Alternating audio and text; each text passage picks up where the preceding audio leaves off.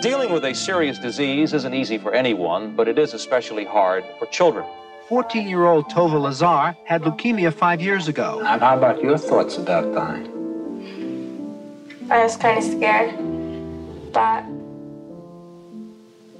I got over it. The chances at that time were 90-10 against being cured. And we've been very blessed with Tova being considered cured. And then even at that young age, I worried, you know, will she marry? Will she have children? I felt that Hashem brought me through that and that I must have something that I need to do. I believed that I was going to have children because my Baba used to say, man tracht and Gott lacht. Man plans and God laughs. With Hashem on your side, there isn't anything you can't overcome. I am so blessed. I am so thankful for every day. And I feel that Hashem puts each child in the right place.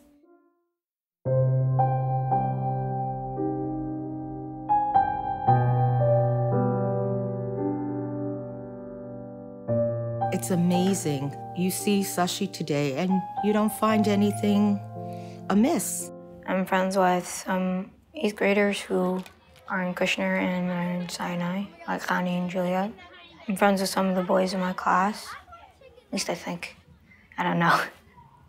Sashi went through tremendous trials and tribulations. In kindergarten, she would come home crying every day, but she wouldn't tell me what the problem was. And we realized that anytime there was any sort of free play or when the room got loud, she was on such sensory overload that she literally could not take it, that the noise in her head was excruciating.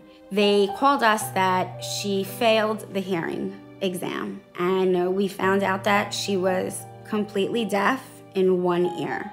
We took her for something called auditory integration therapy. We were hoping that that would alleviate her learning disability. Unfortunately, she was still having a tremendously difficult time in school. The principal kept wanting to leave her back. Sashi was learning disabled, hearing impaired. She had sensory integration issues. It was like very confusing and frustrating. She would have tantrums.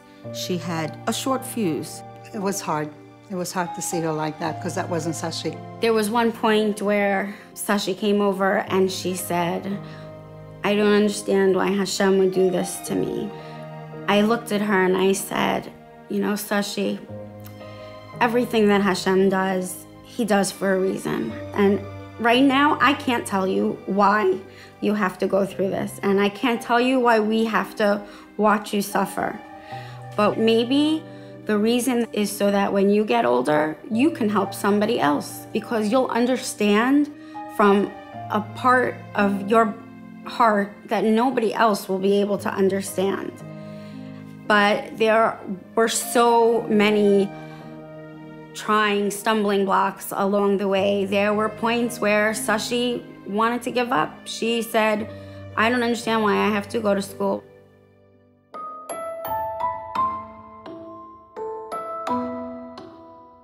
When Sashi was in kindergarten and we learned about her hearing loss, that was the year that our twins were born.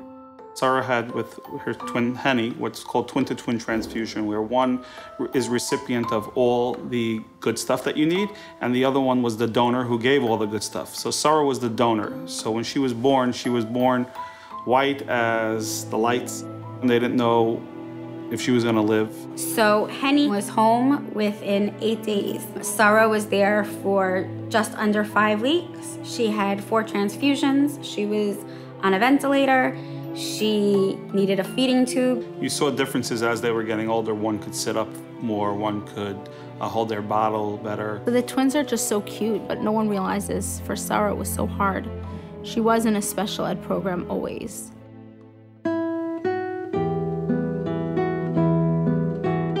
I got a phone call last fall saying that there were 2 girls who were no longer attending their school. They were home. We weren't able to continue to send them there, and the school year had already started. They were girls with learning disabilities, and they were 2 sisters, and did we think we had a place for them? We had to find a place where the teachers understood the students and could meet not just their educational needs, but their social-emotional needs as well. Sashi was in 8th grade. She had been looking forward to graduating. I'm watching October go by and November go by, and I'm thinking, oh my God, she's gonna have to repeat this year. And really, through Hashem's guidance, Sinai was suggested to us, and we met Mrs. Karp, and the welcome that we got, the warmth we felt from her was unbelievable. When I first came here, I was a bit nervous because I didn't know what it was going to be like. And I met the teachers, and they were all very nice. I still are. And the students are nice and welcoming also. It was cool. I like this place. And we were absolutely terrified. Here you have something so within reach, and you know that this is what your kid needs. And then they tell you the tuition, and you want to keel over.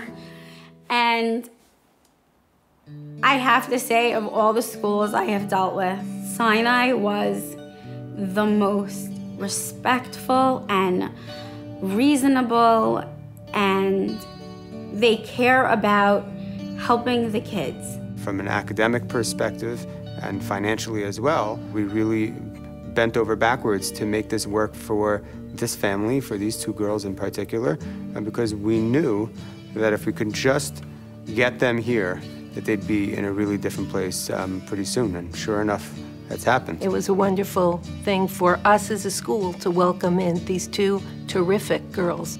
I just looked at Ari and I knew that was exactly what every ounce of pain, every minute of suffering was to bring them to this school.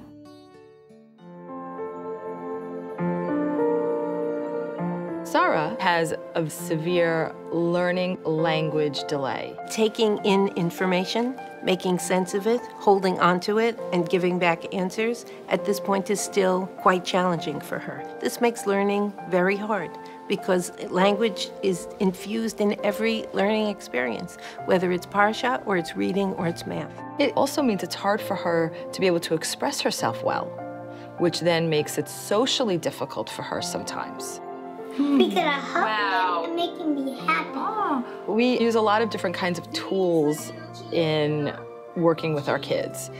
A favorite is the puppet show. It's a very child-friendly and very safe way for our kids to express themselves. For Sarah, like many of our other kids who have barriers in language, it helps them come up with sentences and it helps them create a dialogue. Sarah is thriving very nicely. She's growing every day.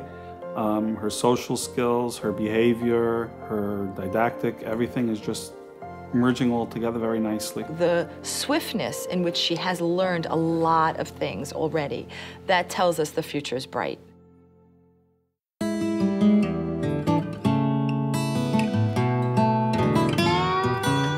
When she came in the first day, she was very reserved and quiet. I could tell that she was very anxious, but you could tell by the look in her eye that she was a great kid. You could immediately relate to her, and I took her immediately to my heart. Sashi really can do high-level work, but she needs it taught in the right way. I don't understand a lot of things, and like some of the stuff they teach, so they just explain it. And if I still don't get it, I tell them, and they help me out with it. Like in math, I'm not that good.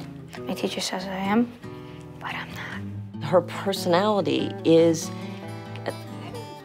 sense of humor. I mean, she sees the world in this bright way. What's it like at home? Noisy. Very noisy. The best part about being deaf in one ear is you could stick one finger in your ear and you don't hear them. Their first day in school, Sashi sat down next to a girl, and I guess one of them must have been talking to the other one's deaf ear, and they realized that they not only sharing a learning disability, but they shared a hearing disability. And it was so amazing for her to have that connection, and they just became very fast, close friends. They could share those feelings that nobody else could possibly understand. Everybody says that. They all assume that since I'm deaf in one ear and she has hearing aids, that we have like a strange connection or something. Well, I think we have like a normal friendship that most people usually have.